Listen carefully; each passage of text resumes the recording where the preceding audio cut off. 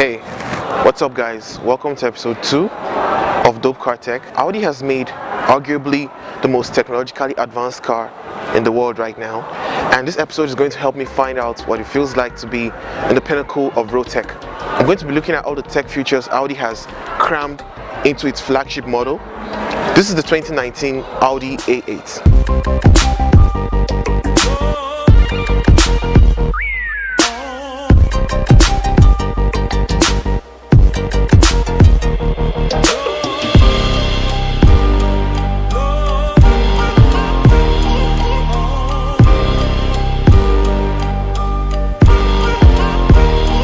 Alright, talking about the styling of the A8. The front of the A8 has this massive hexagonal front grille which dominates almost the whole front of this car. It emphasizes on the presence of this car. I mean, there's nowhere or no street you'll be passing where you won't have 2 or 3 heads turning back to look at your technological magnificence.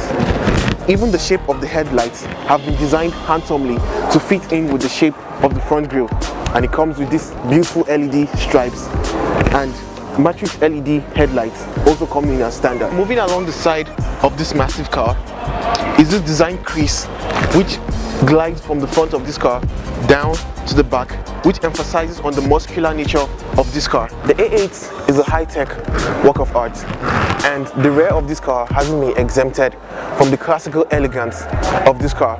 Moving over to the rear of this A8 is where I hate and love the most. One thing I love: the rear of this car is dominated by this chrome bar and LED stripe which emphasizes on the width of this car. Also, inside the brake lights are OLED technology for the brake lights, which are actually 200 times thinner than the human hair. They're actually integrated into the shape of this rear. One thing I hate: when you look at this piece of design here, it actually mimics the shape of the tail lights, and when you look at it for a second you think that it's the exhaust. The exhausts are actually underneath the car. So I brought this upon the engineers here and asked them why it's like this, and they said it's to ensure a uniform design across the rear of this car.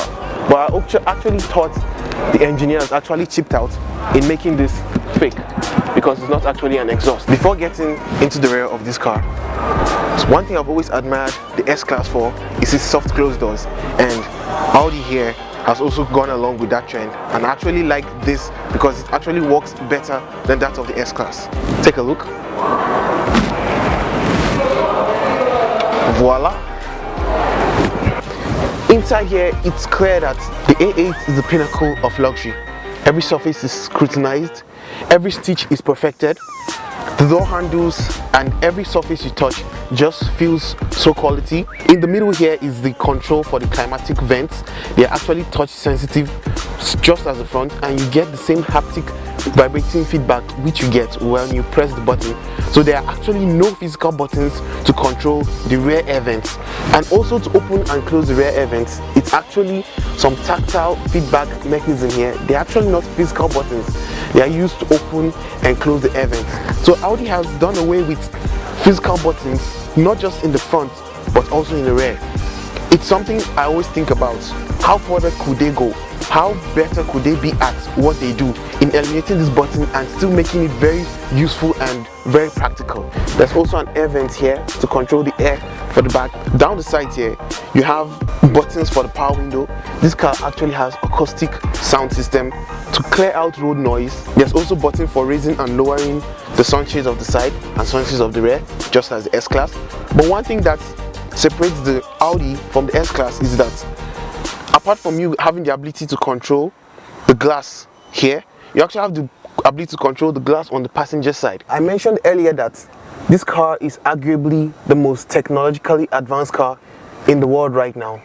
Well, that's because this car comes with a level 3 autonomous driving, which no car in 2019 has had. It's the first production car to have level 3 autonomous driving. And what this does is, it doesn't only just take control of the driving, it actually allows the driver to do other things like read a newspaper or read a text or even attend to other things. A typical example of what level 3 autonomous driving does is a throwback of a movie actor Will Smith acted in 2004 the iRobot. In one scene, you can see where Will Smith was in an Audi. He was actually hands-free when the car was driving on the highway. Well, that's just what level 3 autonomous driving does. This car is way ahead of its time and way ahead of other cars, because not just being the first car that has level 3 autonomous driving, level 3 autonomous driving is not even yet legal in countries like America and Europe.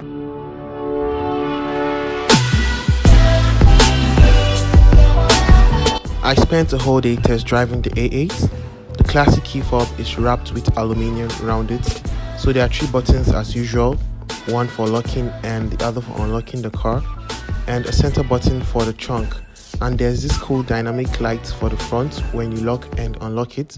Also at the rear, the OLED light does a stylish animation when the car is locked and unlocked. But as a whole, the key fob has this premium quality feel to it. It's very light and handy. Taking the A8 out for a spin, I couldn't wait to get my hands on its very upscale steering wheel, and I like the aesthetics to the buttons on the steering wheel. I couldn't fault the well thought out interior, as there's a nice little cubby to place the key.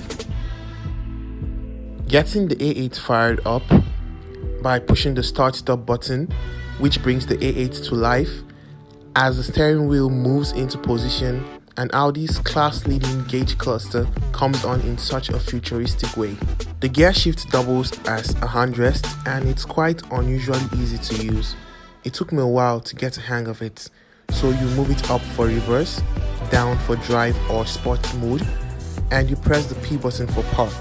It's quite dead easy to use, and I love it. The aesthetics to the gauge cluster is what sets me on. You have high definition map, which works seamlessly well, showing your precise location with the 3D surroundings around you. The view can also be changed to have your gauges bigger and also to view other vital engine informations. Options ranging from efficiency, comfort, and also dynamic drive settings, which unleashes the 335 horsepower and 365 pulling force, giving a blend of athleticism and ride comfort. The high definition camera is one of the safety features the A8 possesses. It shows the direction in which the car is going, which is a really cool gimmick to it, with radar scanning the surroundings of the car. Talking about gimmicks, its tech has even gone further with a 3D surround camera which stitches up images from the cameras of the car to give a seamless 3D view and top view of the car, which is really good for maneuvering in tight spots. Really cool. The cutting-edge technology in the 10.1-inch touchscreen, which displays the functional 3D map, which is very intuitive, crisp, and has this nice gimmick showing the earth and the space surrounding it. Something I enjoy toying with around too. A party trick to its arsenal of tech is an undeniably impressive feature which allows you to open the trunk hands-free. Forward thinking from Audi. I love that. It's no doubt that this is the kind of car Audi should be making. The brand has always had a high reputation for technology, and this flagship car is a glimpse to what other cars in its lineup will have. The A8 is hugely capable, innovative, and beautifully built. This is the car the S-Class and BMW feared the A8 will build. The A8 has been designed at an intersection of luxury, technology, and usability. The A8 better than the S-Class? Well, to me, it's a question of preference, because the A8 is not just technologically advanced, it's hyper-tech, it's also luxurious and comfortable. Share your thoughts about the A8 in the comment box below, and please like and subscribe.